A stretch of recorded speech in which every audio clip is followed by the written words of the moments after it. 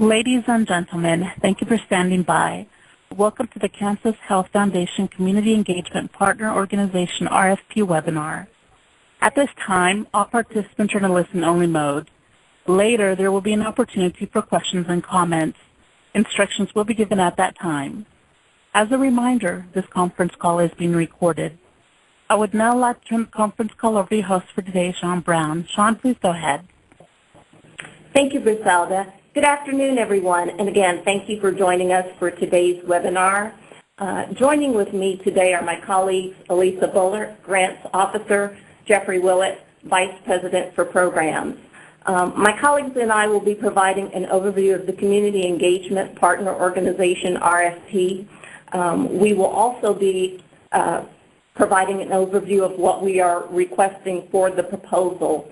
And we'll be describing the proposal engagement initiative, reviewing the online proposal submission process, and answering any questions that you may have. I'd ask both Jeff and Elisa to feel free to interject comments during the time. And as we mentioned, that there will be an opportunity to ask questions towards the end of the webinar. If you think of additional questions after today, please feel free to email me, and I'll be happy to respond and include them with the questions and answers that will be posted to our website. I'd like to provide a little background as to why this work is important. Kansans living in poverty are much more likely to experience chronic diseases associated with poor diet and the lack of physical activity. Compare with Kansas adults with household incomes over $50,000 per year. Lower income Kansans are much more likely to have higher rates of diabetes, heart disease, and asthma. Only 63% of Kansans with lower income are physically active on a regular basis compared to 86% of Kansans with higher levels of income. In addition, more than 1 in 3 low-income Kansans is obese compared to 1 in 4 adults with higher levels of income. The Community Engagement Initiative is a place-based investment designed to catalyze community-wide efforts that improve health. The long-term goals of the initiative are to increase community health. Specifically, if successful, this initiative will ultimately increase community access to and consumption of affordable, healthy foods. It will improve community design to support active living, and it will strengthen wellness efforts in community schools. Now, we recognize that the underlying socioeconomic context has significant impact on health outcomes and opportunities for healthy eating and active living. And as such, factors such as neighborhood safety or a lack of a community grocery store may need to be addressed before significant progress can be made around healthy eating and active living and school wellness. And as these factors are addressed, we anticipate more residents will view their communities as healthier and vibrant places to raise a family, to work, and enjoy active living. So through this request for proposals, the Kansas Health Foundation is seeking a partner organization to manage and help plan the KHF Community Engagement Initiative. The proposal that best meets the objectives of the RFP will be presented to KHF's Board of Directors during its meeting on July 23rd. Contingent upon approval by the board, the grant term will begin August 2014. Through the Community Engagement Initiative, up to 5 Kansas communities will receive funding and other support to help realize their vision of a healthier community. And through support from the partner organization and through a separate award process, the Community Engagement Initiative is intended to help communities experiencing elevated concentrations of health risks such as high rates of poverty, unemployment, and low educational attainment to create strategic plans and to identify outcomes and interventions to address challenges to community health.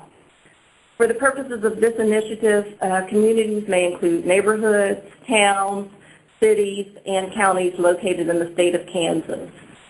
We have not identified the communities that will be engaged through the initiative. The partner organization will be assisting with that in the selection of the 5 communities.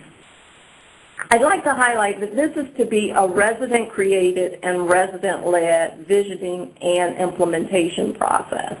And Attachment A outlines our vision and describes the characteristics of potential communities. It'll talk about the role of anchor institutions and community liaisons.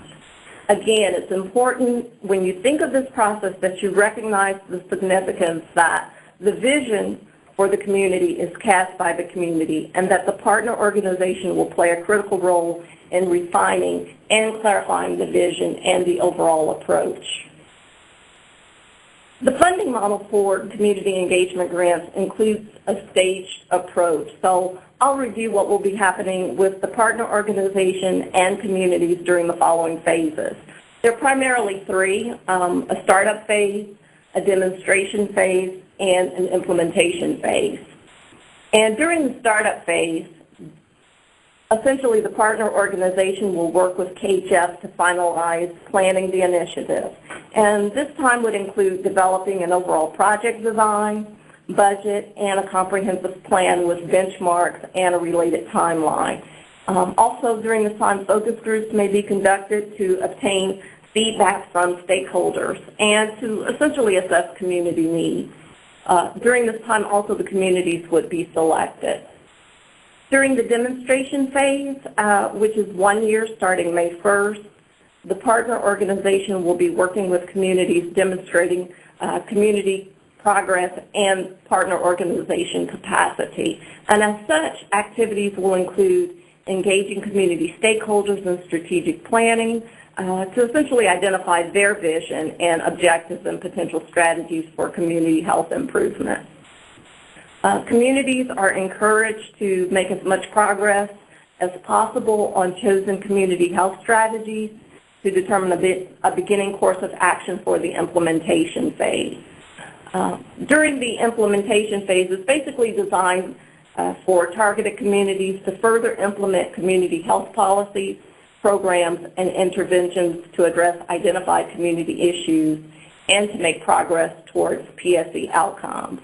And essentially using a continuous cycle of improvement, those strategies would be refined. And on page 2 of the RFP, you have an overview of the scope of the work for the partner organization. And on page 12, the RFP goes into more detail regarding the phases.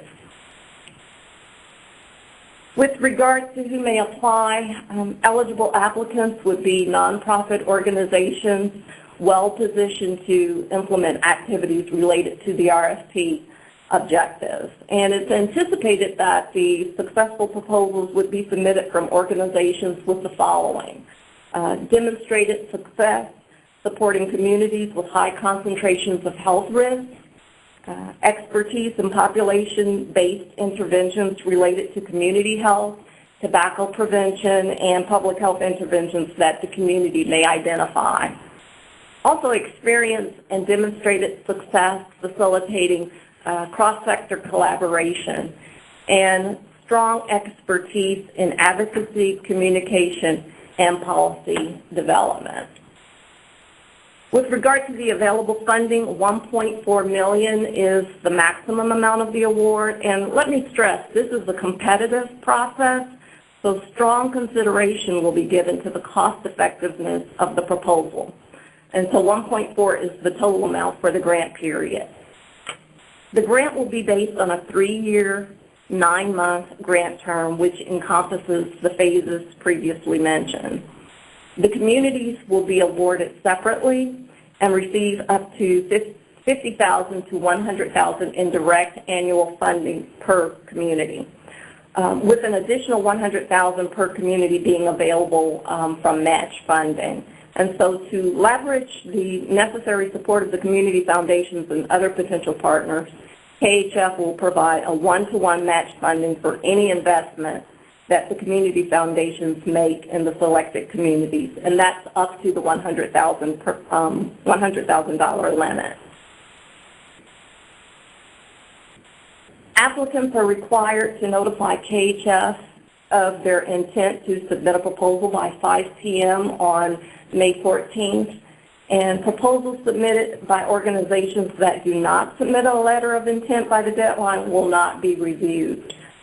The letter of intent must include the name and address of the applicant organization, the primary contact's name, title, and contact information, and a description of the applicant organization, the organization mission, and the reason for interest in this initiative. And what we're essentially requiring here is just a brief 2 paragraphs or less to give us a general idea of your interest in submitting a proposal. Now, these letters of intent are very important as they will enable us to structure the review process so that we can make sure that we have enough reviewers identified. We will not be making any funding decisions based on the letter of intent other than it being a requirement for submitting a complete proposal. And again, no proposals will be reviewed unless a letter of intent has been submitted by the deadline, which is this Wednesday at 5 p.m. And Elisa will be going over the submission process for this letter a little bit further down the line.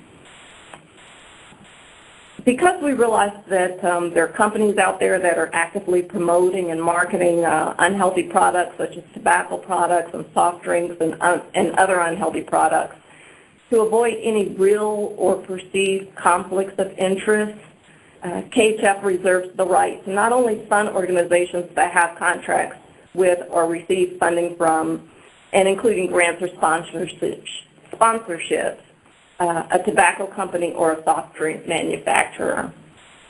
Applicants must include a signed statement describing any financial relationship with tobacco companies or soft drink manufacturers.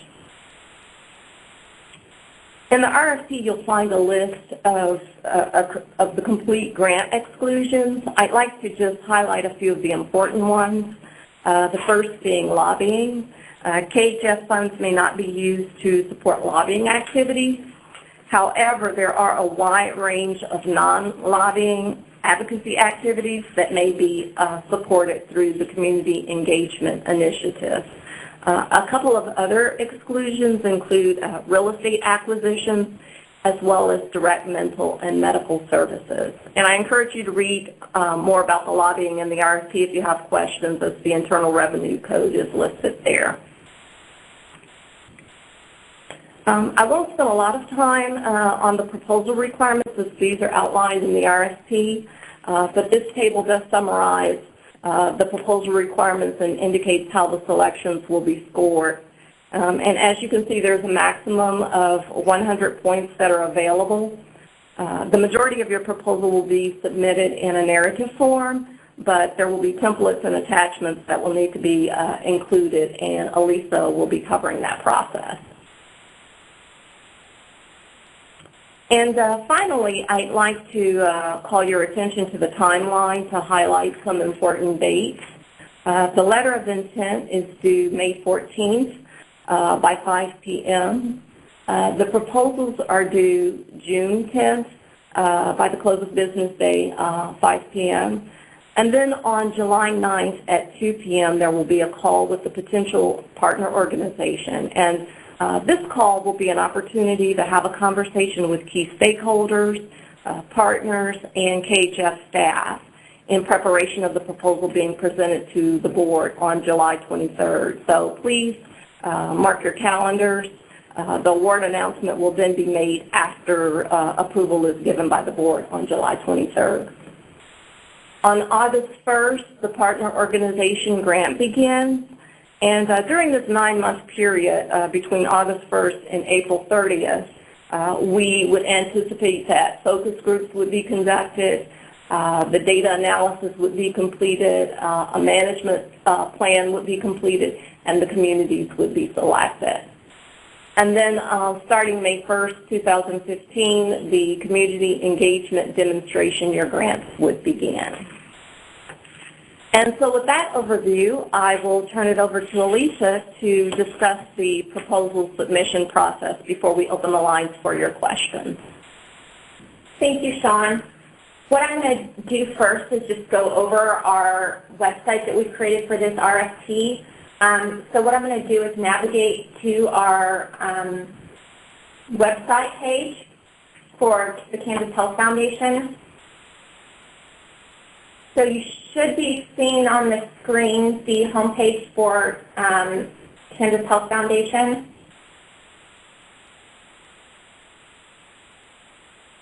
And then on this homepage, you should be able to click on the Community Engagement Grant Partner RFP link under the Quick Links section. And once I get to the Community Engagement Partner Organization RFP website, you'll see a number of different sections that I'm going to just briefly go over. First, we have an initiative description paragraph. It just kind of gives a brief description that Sean's kind of already gone over this afternoon. Next, we have an informational webinar paragraph, and this is where we'll post the link to today's recording, and we'll have that posted in a very short amount of time, so hopefully by tomorrow we can have that posted.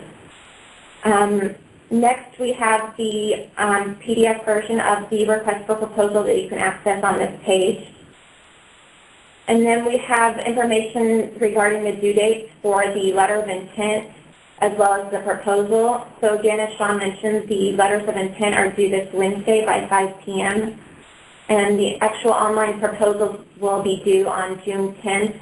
And again, those must be submitted by 5 p.m. So you have about a month in between the letter of intent and the proposal. And then right below, there's a number of links that we provided, and those are templates that need to be created or actually filled out and then uploaded to your online proposal. So we have a budget and justification template.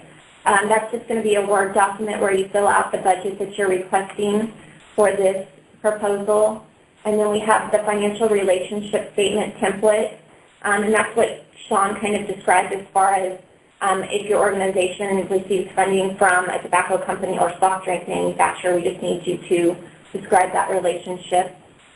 And then we have a form that's called our Acknowledgement of Agreement Review Form, and that form is stating that you and any legal counsel have reviewed the terms that we've set out in our grant agreement, which is provided in the next paragraph, and would be able to agree to those terms if you were awarded a grant from the foundation. So we'll just need you to sign off on that Acknowledgement of Agreement Review Form once you've reviewed and agreed to the terms of our grant agreement template. Now, if you have questions on any of the terms that are set out in our grant agreement, you can contact me at the foundation.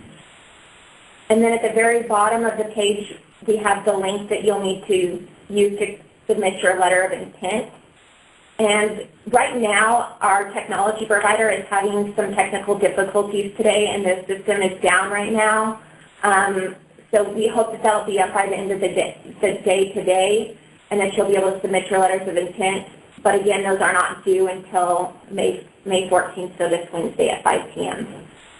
So what I'm going to do is just kind of walk through that process via some screenshots that we have. So let me pull up that document, so bear with me just 1 second.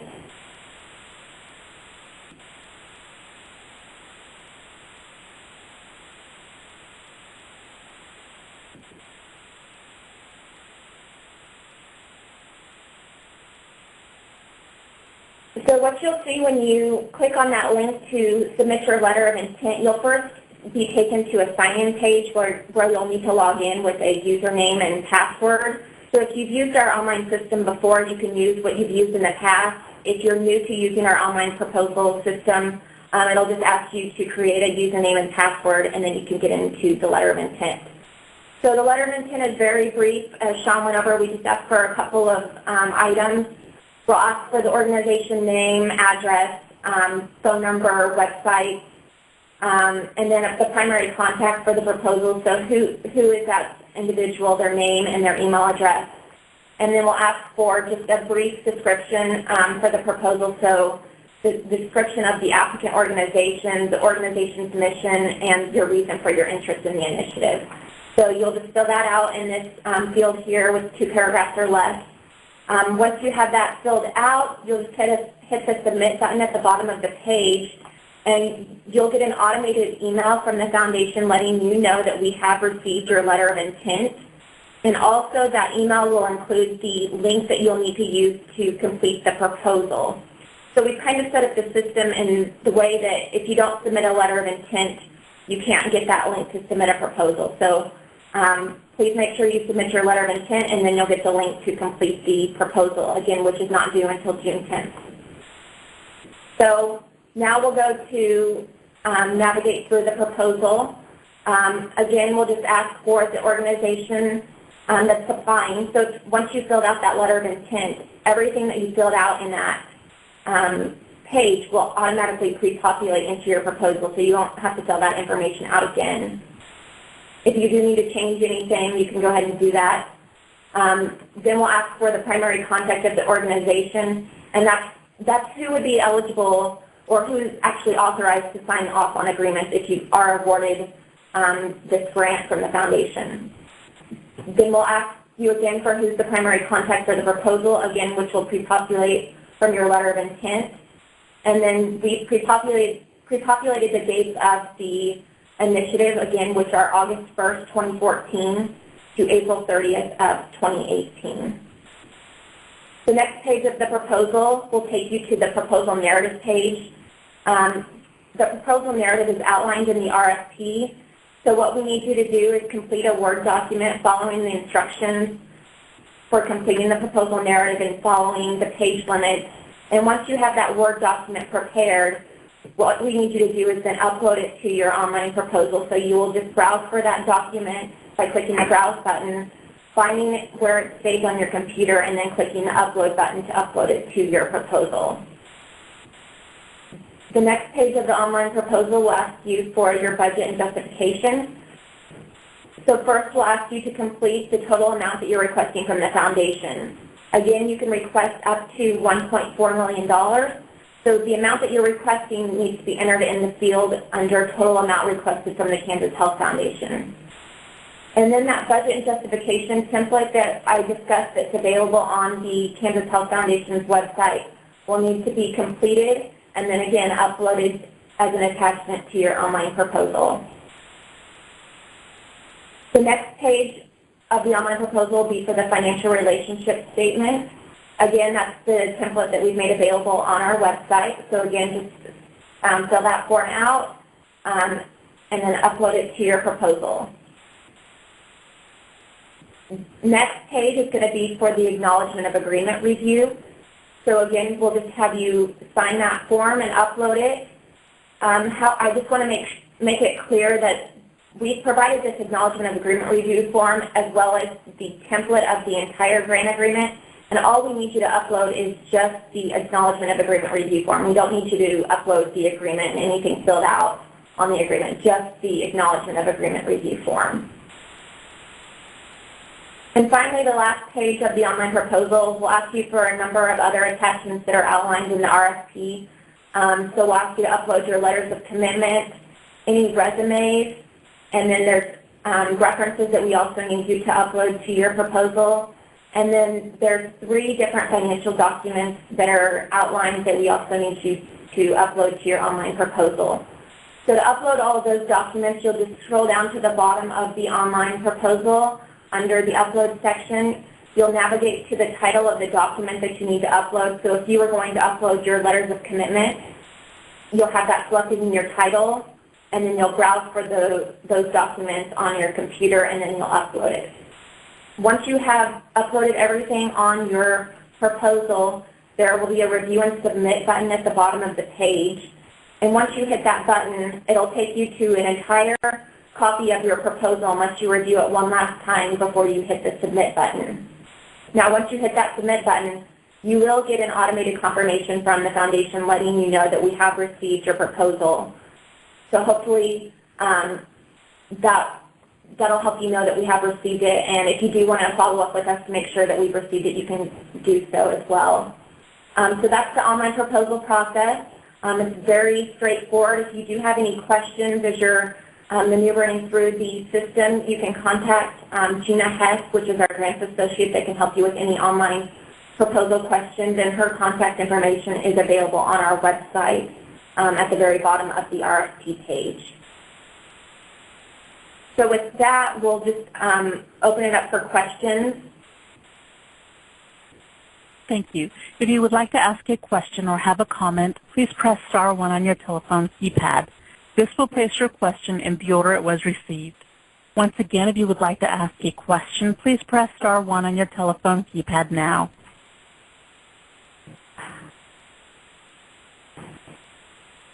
And our first question comes from Christina Holt. For the advisory group, what mix of content experts, such as physical activity, healthy nutrition, and tobacco, and engagement experts, including policy advocacy, would be most helpful to the initiative? This is Jeff Willett. Hi, Christina. I think we're looking for the applicants to propose and kind of provide the rationale for the advisory group members that you're recommending. So certainly the full range of expertise would be helpful at different stages of the process. And Sean can jump in here as well. But with regard to the advisory group, we believe there's an important role for that group from kind of a monitoring standpoint, just making sure that there's another group to help oversee and advise the partner organization and the foundation throughout the process, primarily to ensure that the process that's used is resident-created, resident-led, and that the needs of the communities are being met throughout the process. Yes, and I would agree. This is your opportunity to put together your dream team in terms of who you would want to advise you through the process, and to be looking at strategies, evaluations, monitoring, and planning for the long-term sustainability of the initiative. Thank you. You're welcome. Our next question comes from Connie Robertson. Hi, this is Connie Robinson with the Center for Collaborative Planning. I had a question on page 3 of the RFP. There are 3 bullets outlined that speaks to, I believe, the healthy eating, active living. Are these the primary community health outcomes of the initiative, and are there others? The way that we view that is these would be the long-term objectives in terms of, access to healthy food and community design and strengthening school wellness. However, we really envision the community being able to structure and look at what the needs are of the community, essentially, and to be able to address those. And as those are addressed, that ultimately we will see movement in terms of access to healthy foods and school wellness. And this is Jeff, just to add a little bit to that. I believe it's the evaluation section of the RFP, which is on, actually it's evaluation approach on page 6, that talks about what the Kansas Health Foundation hopes will be occurring in the communities. So you can read through that section. Certainly the 3 objectives that are listed under the bullets you referred to are important, but we believe there will be other signs of progress that we will see throughout the initiative, kind of related to the extent to which residents view their community as a healthy place, kind of social cohesion of the community, signs of economic development, and so on. And our next question comes from Nora Higley. Hi, this is Eva Schulte, and I was wondering if this is the first time that the Kansas Health Foundation has moved forward this type of community partner engagement effort, and if you've moved it forward before, could you share with us what geographies you prioritized? Hi, Eva, and yes, thanks for that question. This is a new initiative in the sense of us really delving into communities, into this place-based work. So I don't really have any background information on this being done in this way before. So this is a new initiative for us, which is why we are really looking for a partner organization that has the expertise and has done this work in the past to help guide and formulate the plan as we progress. Thank you. You're welcome. Once again, if you would like to ask a question or have a comment, please press *1 on your telephone keypad. That will place you in the question queue. Our next question comes from Christina Holtz. Yes. We saw that officing at the Kansas Health Foundation might be possible, and we're wondering if officing at the foundation is required. Okay. No, it's not required. There may possibly be office space available to you if needed or wanted, but it's not required. We do envision that if the partner organization is not in state, that they would have a presence here in Kansas up to at least the 0.40 FTE, but it's not required that you necessarily be here in the office. Thank you. You're welcome. Our next question comes from Autumn Saxton Ross. Good afternoon, and I guess my question goes in line with the previous question. Could you go into detail a little bit more if you are an out-of-state organization that has been doing place-based work for a while? What would you be looking for from us to be, I guess, to put ourselves in a really good position outside of the 0.4 FTE? Is there any specifics when you're looking at outside organizations? Well, the qualifications would be the same in terms of whether you were outside of the state or inside of the state. What we would be looking for would be those items that were outlined on page 2 of the RFP. Someone or an organization essentially that's going to be recommending the selection process, being able to collect and analyze information to assist the communities in terms of what they want to see have happen. An organization that would be very strong in terms of developing the overall project design and a comprehensive plan with benchmarks.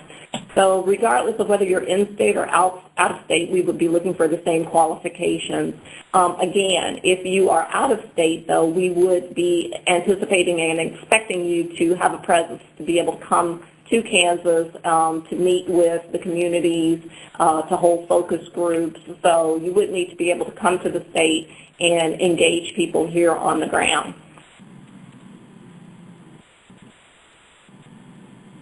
Our next question comes from Christina Holtz.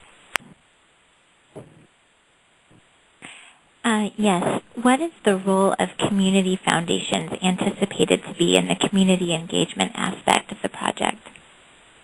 We envision that the community foundation could possibly serve as an anchor organization for the community. And in addition, they don't necessarily have to be the anchor organization. If there is another organization that is within that area wherever the community is geographically located, that may be a possibility. The other thing that we envision with the community foundations is to be a financial partner in supporting this effort. As we mentioned, there would be a one-to-one match for any funds that the foundation would contribute to this effort. So we see them being a financial partner as well as a fiscal sponsor or a quarterback, so to speak, if you will, for the community that they are working with. Great. And I do have several other questions. Do you prefer I just ask them separately? Sure, you can go ahead and ask away. Okay, thank you. One question is, are letters of reference from the references allowed? Yes, sure. Okay. And is the IDC cap 10%? Yes, sure. Oh, yes, 10%. Mm-hmm. Okay, great. Also, should out-of-state advisory board members be expected to fly to the state annually, or is web attendance okay? And also, is there a standard compensation for advisory board members?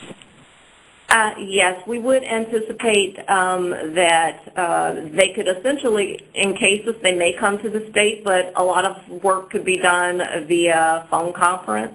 And in terms of a stipend, that should be a part of your budget that you would include for up to a total of 10 advisory group members. Okay, but there's not necessarily a standard compensation? No, no. Okay. Okay. And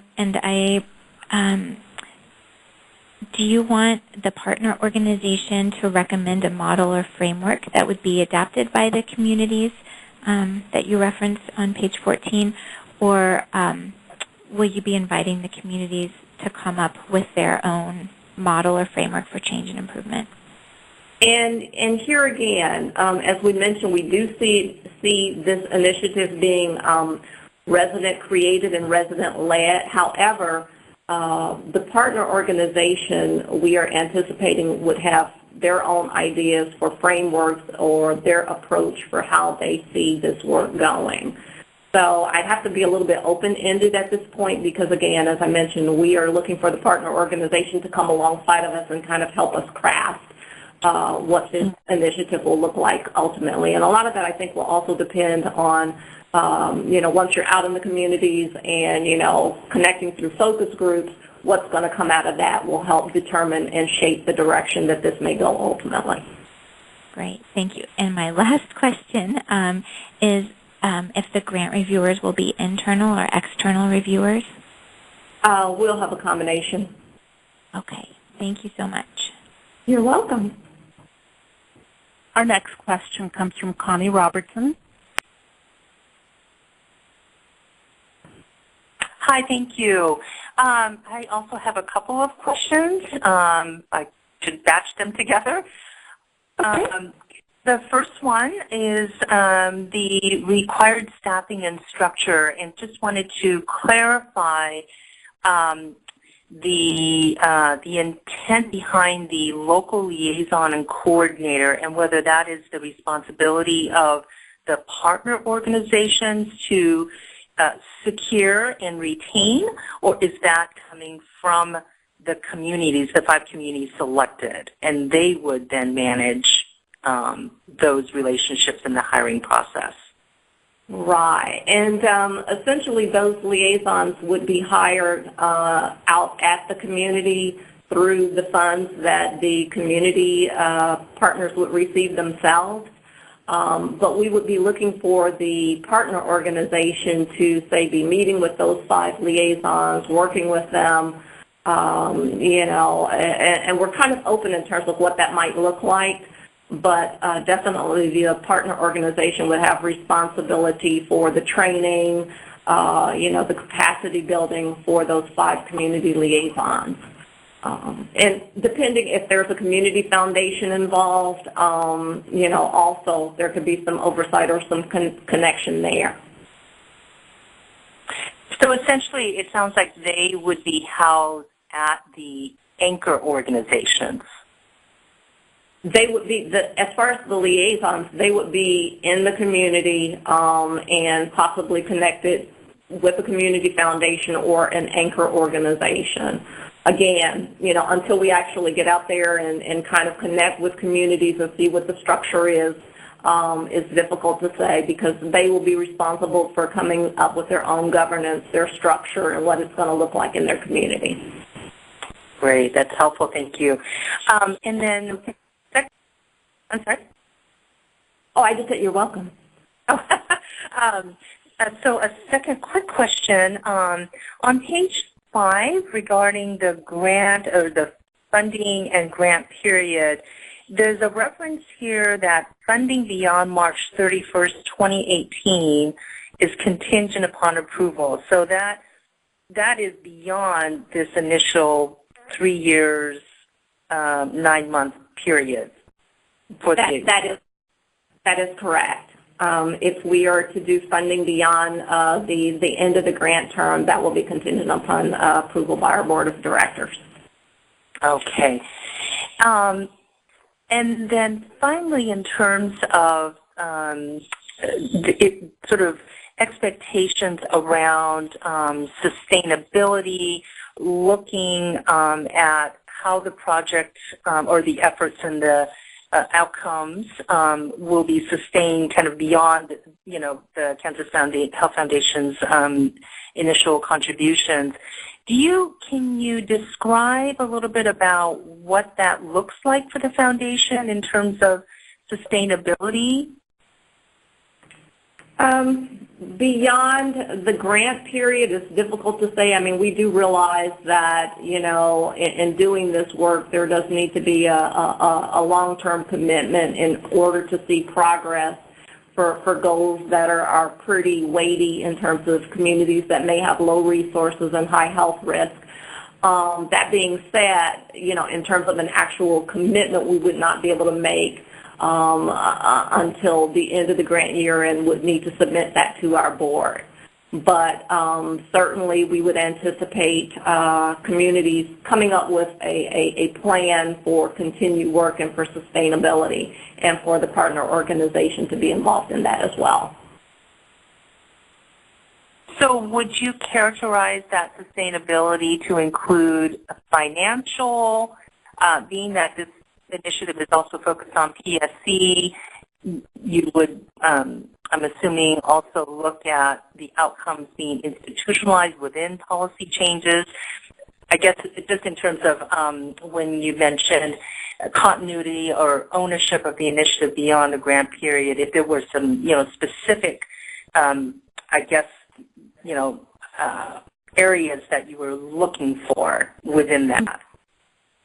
Sure, and of course, sustainability in terms of funding would be important. But again, we would be looking for the partner organization to kind of help craft what would it look like for this effort to be sustained beyond the grant period? What kind of infrastructure might be in place?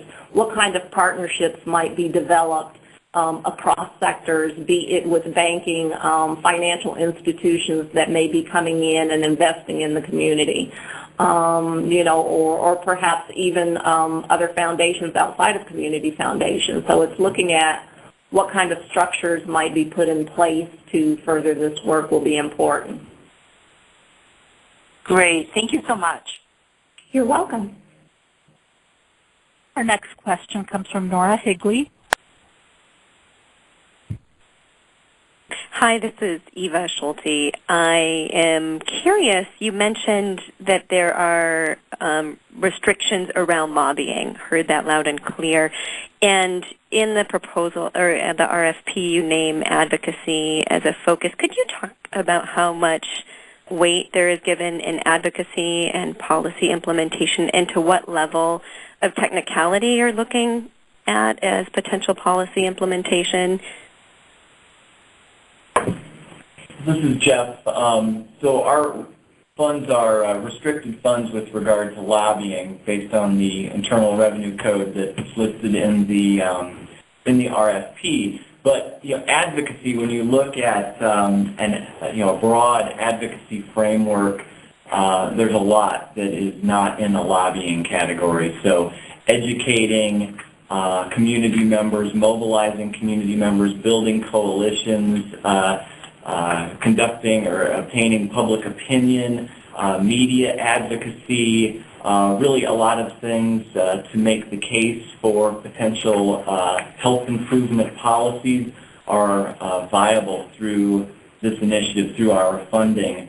So we do believe that, I guess it's the person who asked the question about sustainability alluded to the policy systems environmental focus. So we certainly believe that policy systems environmental change or strategies have potential to be sustainable, and there's a preference to see that approach as a community. Advancing policy change requires advocacy to a certain extent. So I guess it's difficult to answer your question other than there are things that legally we cannot fund that are clearly in a lobbying category and are restricted. And then there are a number of things that are, more general education and advocacy that are certainly allowed. Thank you. Our next question comes from Jerry Jones. Yes, hi. This is Jerry Jones calling from the Community Health Council of Wyandotte County, and my question is with regards to organizational capacity. Should we submit an LOI, it would be on behalf of a coalition, and just wanted to know if the capacity grade, is that based only on the lead applicant, or would that be based on the sum total of the team that would make up the project planning team?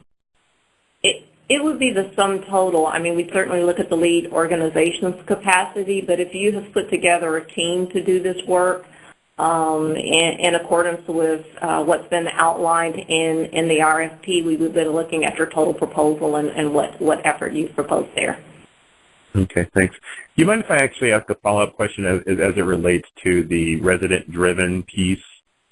I know that each of the selected cities or counties will really kind of direct their own project, but is the expectation that there will be some sort of community governance structure for those awarded grantees to ensure that residents continue to inform and evaluate the work of those groups moving forward? Mm-hmm. In terms of governance structure, I mean, we do anticipate that the communities, in conjunction with the partner organization, would put that piece together and look at continuity and sustainability from that vantage point. Okay, thank you. You're welcome. Our next question comes from Amy Delamide.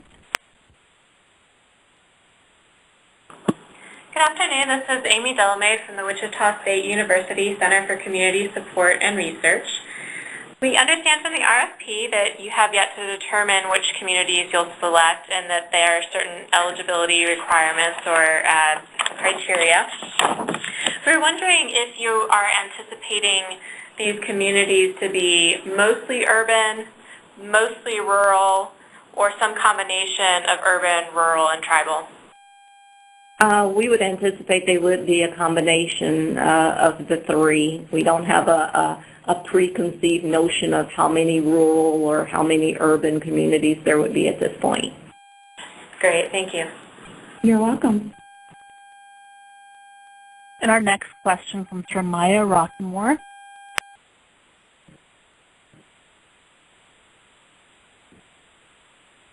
Go ahead, please. I'm sorry. Can you hear me now? Has the Kansas Health Foundation have experience leveraging anchor institutions in the types of communities this program is targeting? And if so, what types of anchors, aside from community health foundations, have proven most impactful? And I have two additional questions. Okay. The foundation has a rich history supporting and partnering with community foundations.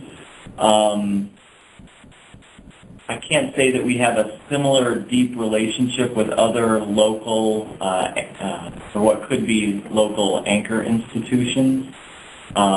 We have a long funding history with many organizations across the state that could potentially serve as anchor organizations in given communities, but that really depends on the community as opposed to a type of organization. So I think that's the best. It kind of depends on the community. Okay.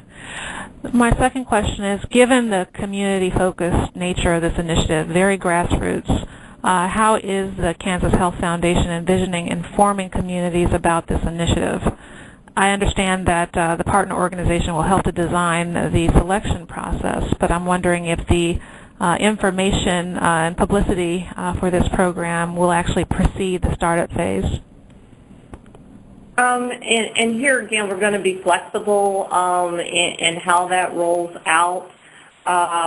We haven't determined yet whether they would be selected through an RFP process or, in looking at the data, if we would make that selection. We're, again, looking for the partner organization to kind of advise and work with us through that process as we begin to hold focus groups and talk with various communities out in the state. Okay. And my final question has to do with the advisory board, and that is, will they be expected to be up and running during the startup phase or by the demonstration phase? What is the projected timeline for the advisory board?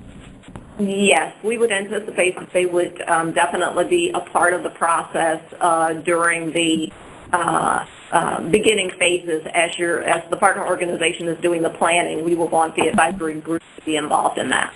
Okay, thank you. You're welcome. And that was the last question in the queue. Great.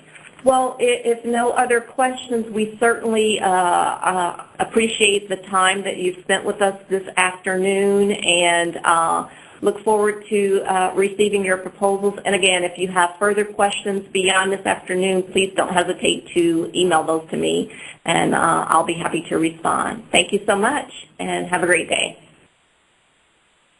Thank you for joining us today. That concludes today's conference call.